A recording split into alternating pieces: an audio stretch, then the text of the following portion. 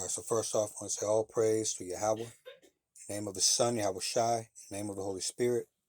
Double honors to my elders, apostles, and the bishops of Great Millstone, otherwise known as GMS for short, but also known as the Prophets of Doom. These are where I have learned this truth and where I am still learning this truth. And also want to say shalom to the remnant and the elect of Israel. Lord willing, I'm of that number. All right, this video is going to be speaking on all Israel shall be saved. All right, I thought I was going to go directly from some notes that I took down after listening to Elder Manat the Zakbaz video, the brother from South Carolina. But with this video, what we're going to do is go in here to Isaiah chapter 5, all right, and read this parable that speaks to, all right, Israel, all right, and all Israel being saved, okay? First, let's go here and get a verse, all right, on parables.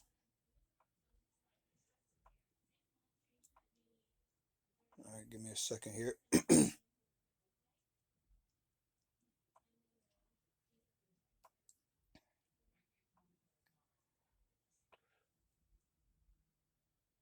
Okay, so let me start here in Mark 4.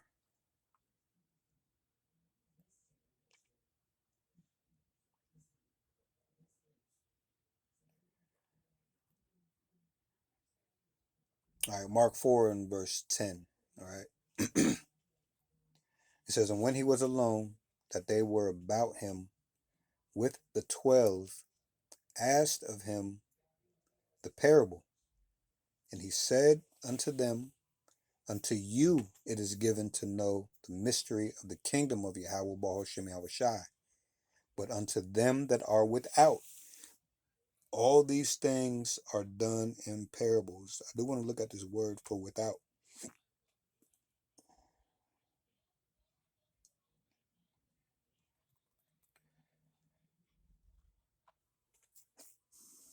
Strong's G 1854. Exo. All right. It says without. It says out of the doors. All right. You are outside of the temple. All right. If you're not in this truth, you are outside of the temple. Okay. Strong's definition, it says outside of doors, literally or figuratively away. Okay. Without. Okay. Or strange to the Lord. All right. Man, it's making me think of other things, but I don't want to get ahead of myself here. So hold on a second.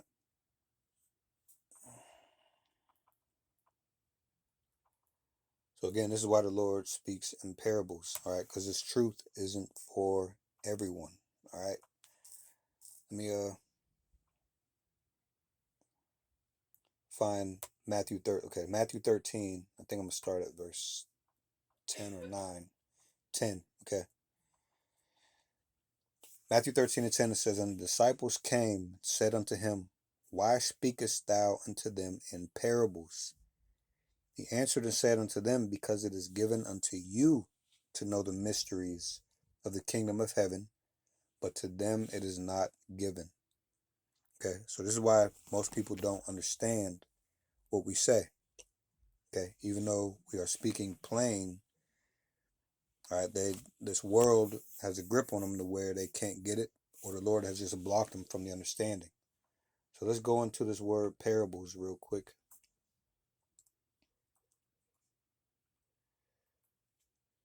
Okay, here it is.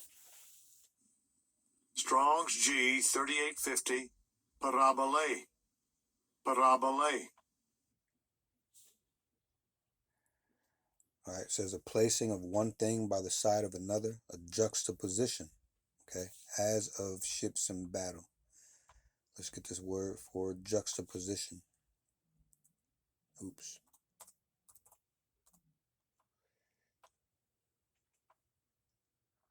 Juxtaposition.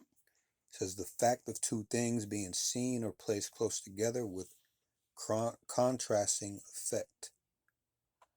All right. That's in one instance. Now let's go back here again and get some more from this definition. It says metaphor.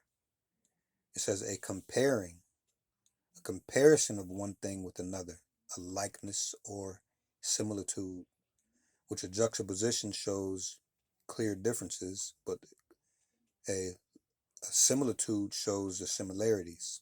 All right.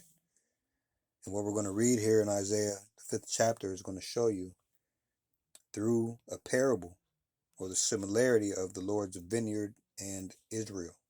Okay. Let me see.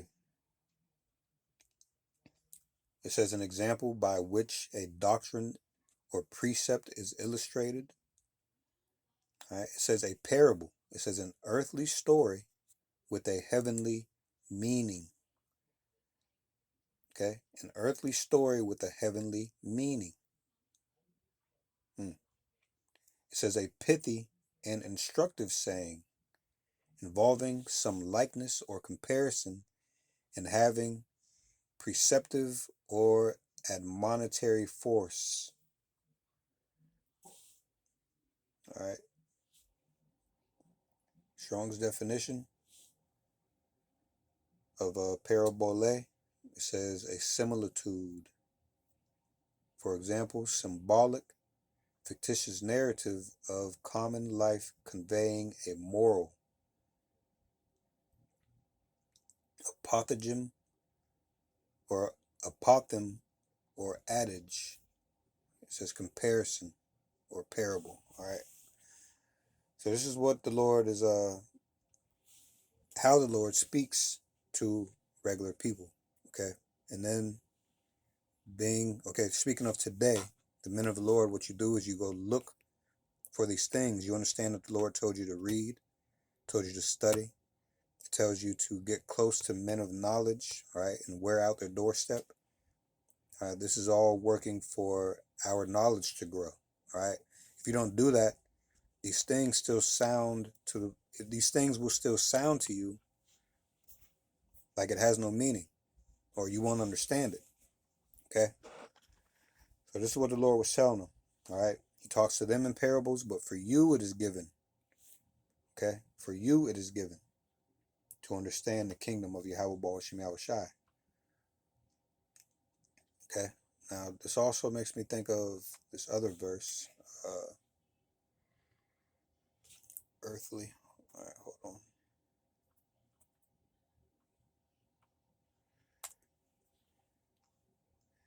All right, John 3:12. All right. If I have told you earthly things and ye believe not, how shall ye believe if I tell you heavenly things?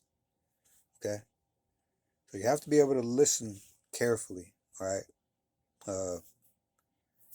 in order to understand. Okay, the Lord gives you the ears to hear, all right, the eyes to see. These are spiritual powers already, having those things. Okay. So again, we're speaking on all Israel will be saved. And we're only talking about, right here, we're only going to read Isaiah chapter 5, 1 through 7. Okay. And this is, again, a parable or a similitude to that statement that all Israel shall be saved. As a matter of fact, let's get that um, let's get that verse.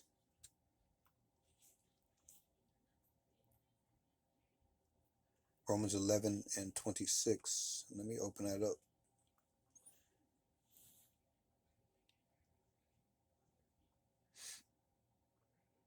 Romans 11 and 25. For I would not, brethren, that ye should be ignorant of this mystery, lest ye should be wise in your own conceits, that blindness in part is happened to Israel until the fullness of the Gentiles be come in. And so all Israel shall be saved. As it is written, there shall come out of Zion the deliverer, and shall turn away ungodliness from Jacob. Okay, for this is my covenant unto them when I shall take away their sins. Now you have to look at who the law was given to. Okay, you have to look at all these things.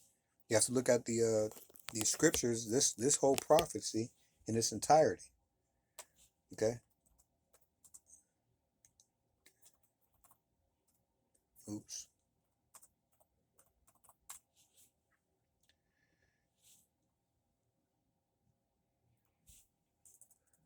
Let me find this other scripture really quick.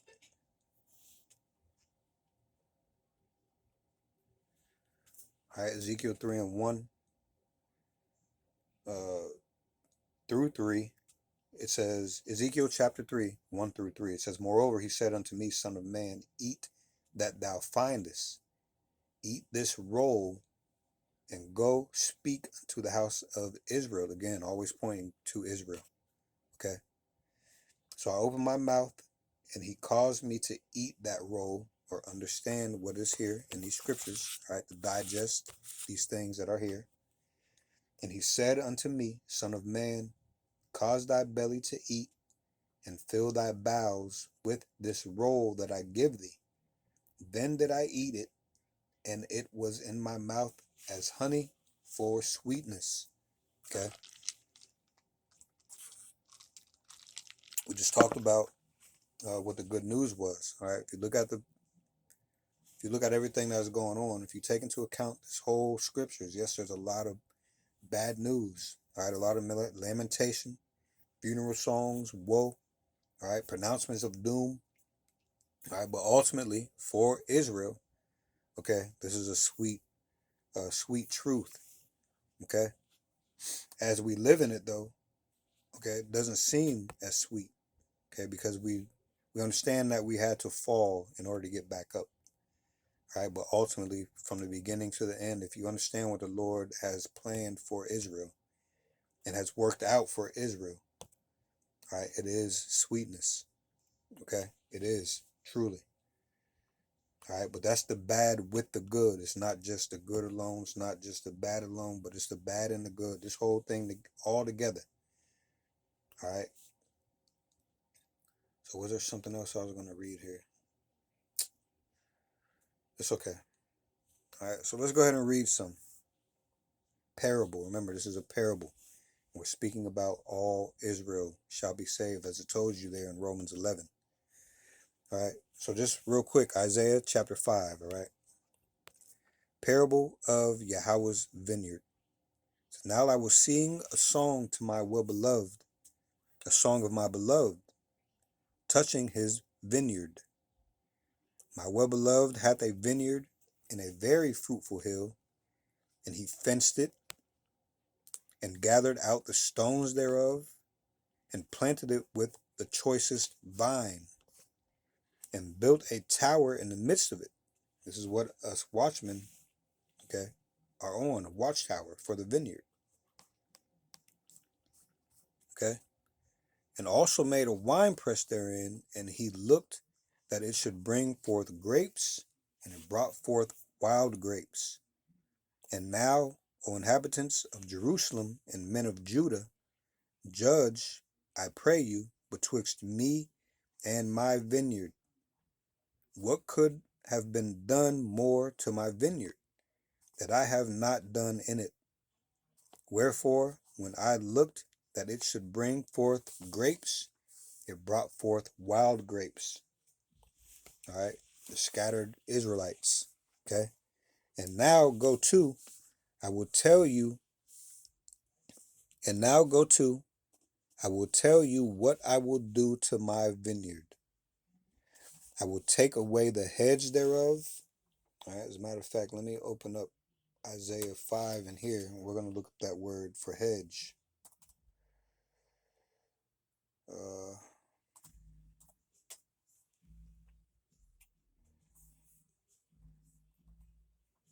All right, he says he's going to take away the hedge. Did this not happen to Israel for his disobedience? Let's see. I will take away the hedge thereof. So here it is. Strong's H 4881. Mesucha. Mesucha. All right, let's Second entry. Mesukah. Mesukah. All right, let's look at this hedge. We're going to get the root word here. Strong's definition, it says a hedge. All right, let's look at this root word.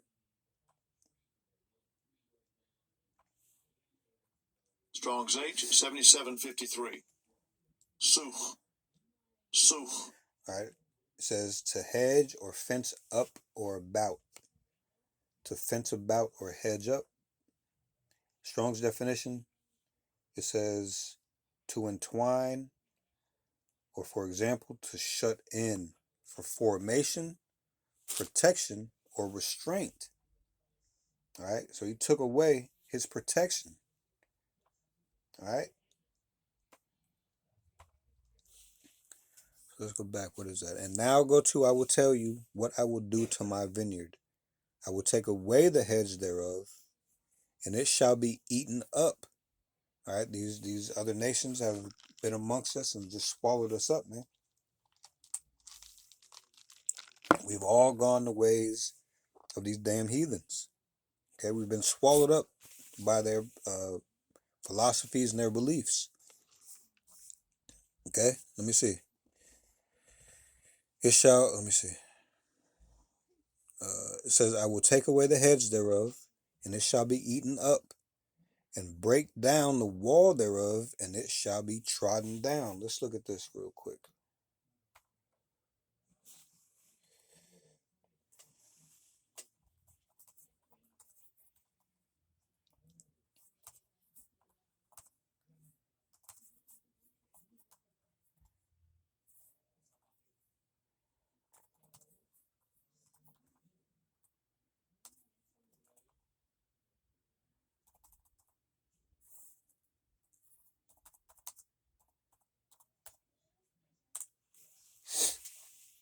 All right, it says in biblical imagery, a vineyard being trodden down signifies utter devastation, divine judgment, humiliation, and the removal of Yahweh Baal Shem Yahweh protection.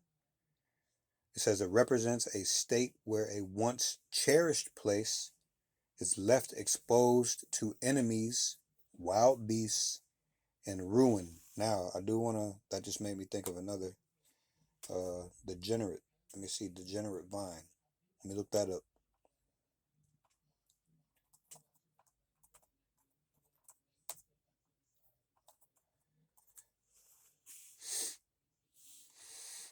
Jeremiah 2. All right, let me open this up.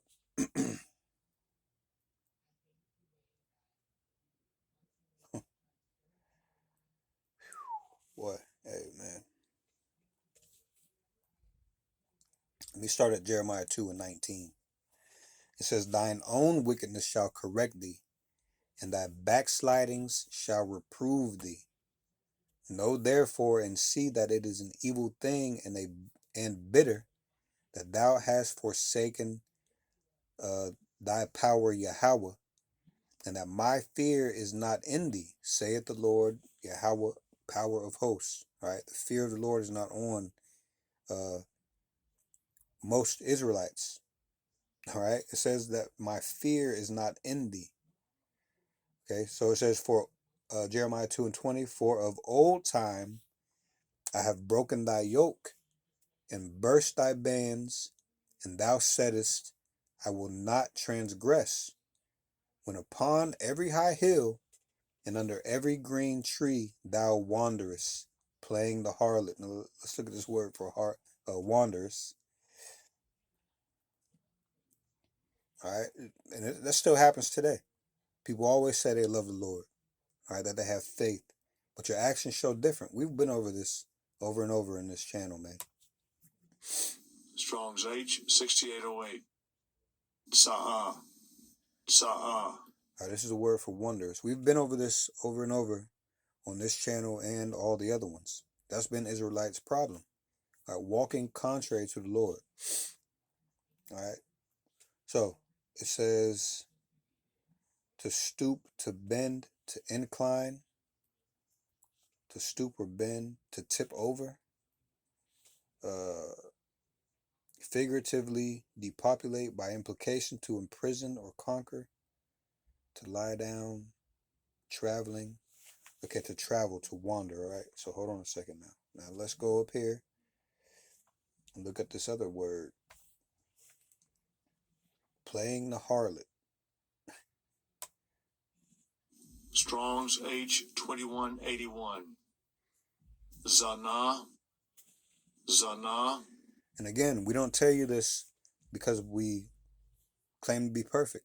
We know that we can't be perfect. But we also stress to you that should not stop you from walking towards perfection in the eyes of Yahweh and Yahweh Shai, not in the eyes of the world or yourself. All right, you have to filter everything through the scriptures, man, especially yourself. All right, but we tell you these things in coming out of the world. All right, this is how we know what the world has to offer. We came out of that, man. We all were in it. All right, he called us harlots right here, man. It says to commit fornication, be a harlot, to play the harlot. What does a harlot do?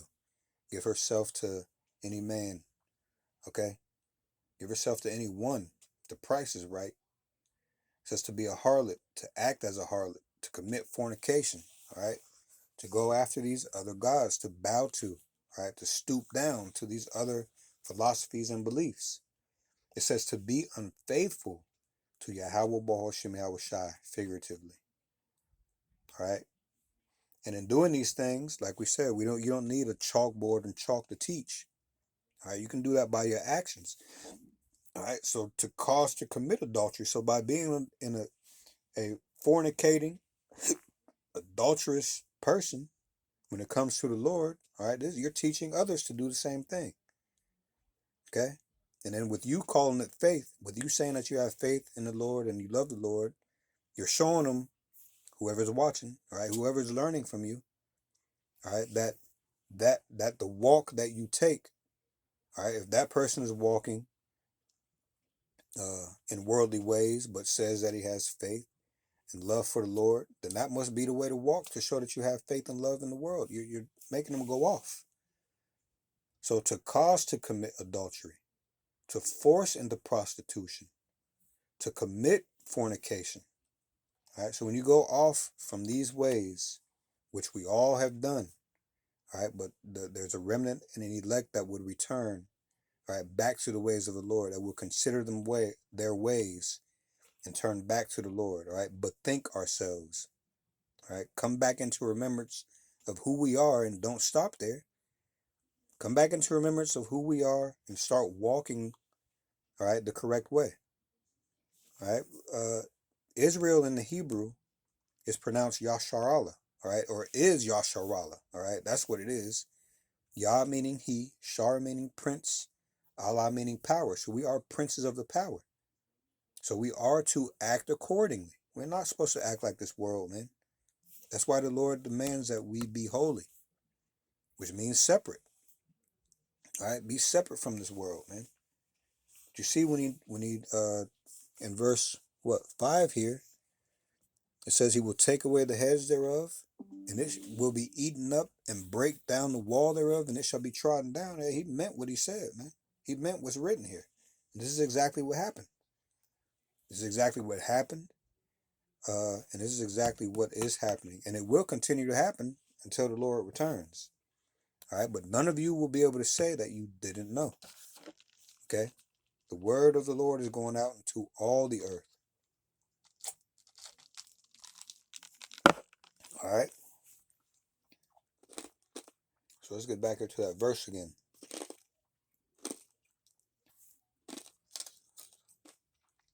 Because we haven't even got to verse 21, which is where the point was. As a matter of fact, let's start here at 19 again. Jeremiah 2 and 19. Thine own wickedness shall correct thee, and thy backsliding shall reprove thee.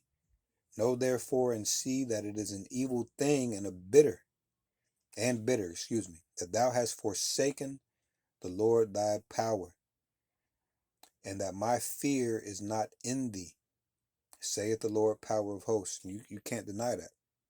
All right, if you've come to the understanding that we have of the Lord, this is how you get to know him, through his word, the fear would be there. Right? If he deems you worthy enough to understand what these words are telling you. Okay, the fear would be there. We can tell that it is not, because you go on in that same walk. It says, "For of old time I have broken thy yoke and burst thy bands, and thou saidest, I will not transgress." All right, you said that you won't transgress. All right, in this world, you say that you are faithful. You say you love the Lord. All right, but then what does it say? "When upon every high hill and under every green tree thou wanderest, playing the harlot." All right, you say these things, but you act a different way. All right, which is why it's telling you here in 5 and 6 of Isaiah chapter 5 that he's going to take away his protection. What is that going to allow to happen to Israel? We're going to be eaten up and trodden down. So verse 21 of Jeremiah chapter 2, it says, "Yet I had planted thee a noble vine." He planted us to be in his own image. Okay? "Yet I had planted thee a noble vine, holy, a right seed. How then art thou turned into the degenerate plant of a strange vine unto me?" Okay? Lord, the way we are now, all right, we just don't remember. We don't remember ourselves. All right, hold on a second here.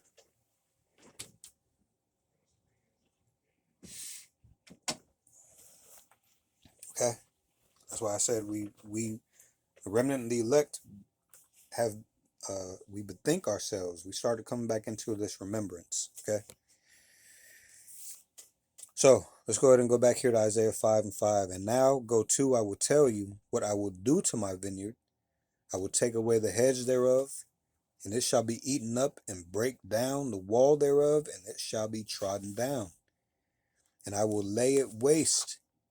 It shall not be pruned, nor digged, but there shall come up briars and thorns. I will also command the clouds that they rain, no rain upon it." Okay? This is why the truth can't get into a lot of Israelites' heads, man. The Lord done just blocked it. Okay? So verse 7, it sums up what we're saying here, all right? What the Lord is saying here in this parable. "For the vineyard of the Lord of hosts, for the vineyard of Yahweh of hosts is the house of Israel." Still speaking about Israel this whole time, man. "And the men of Judah," which is still a part of Israel, okay, the southern tribe, or the southern kingdom, "and the men of Judah, his pleasant plant, and he looked for judgment, but behold oppression, for righteousness, but behold a cry." All right, man. And then you can read 8 on down, and it goes into,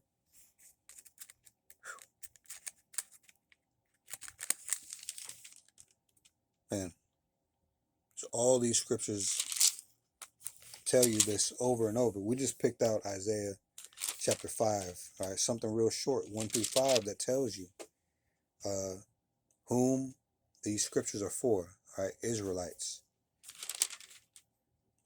all right. But remember, even though it said that they're in 7, all right, for the vineyard of the Lord of hosts is the house of Israel, right? And above that, it talks about how, what he's going to do as far as taking away his protection. All right, remember what we read there in Romans 11.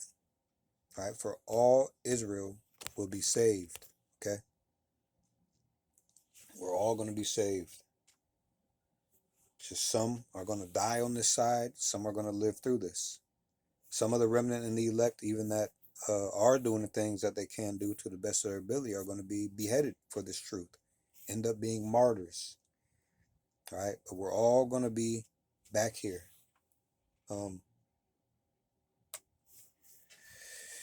So, I don't know. I just want to touch on Isaiah, all right, chapter 5 for a minute. All right, the parable of Yahweh's vineyard. Okay, let me see something real quick.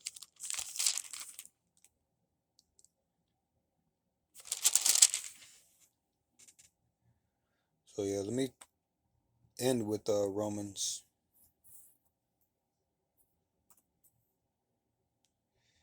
Let me end with that verse again. All right, Romans 11.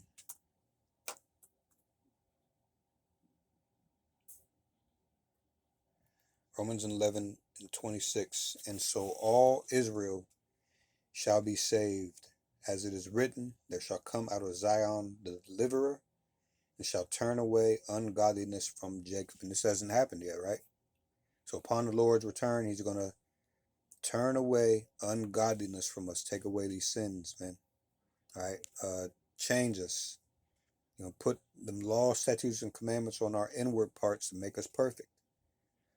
All right. So that was just something quick. Hopefully the point was made. I know it was just something real quick, man, but hopefully you had ears to hear. Okay, so hope this came through as sincere and edifying. With that, I want to say all praise to Yahweh, in the name of his son, Yahweh Shai, in the name of the Holy Spirit. Double honors to my elders, apostles, and the bishops of Great Millstone, otherwise known as GMS for short, but also known as the prophets of doom. These are where I have learned this truth and where I am still learning this truth. And also I want to say shalom to the remnant and the elect of Israel. Lord willing, I am of that number, and Lord willing, we'll see you in the next video. Shalom.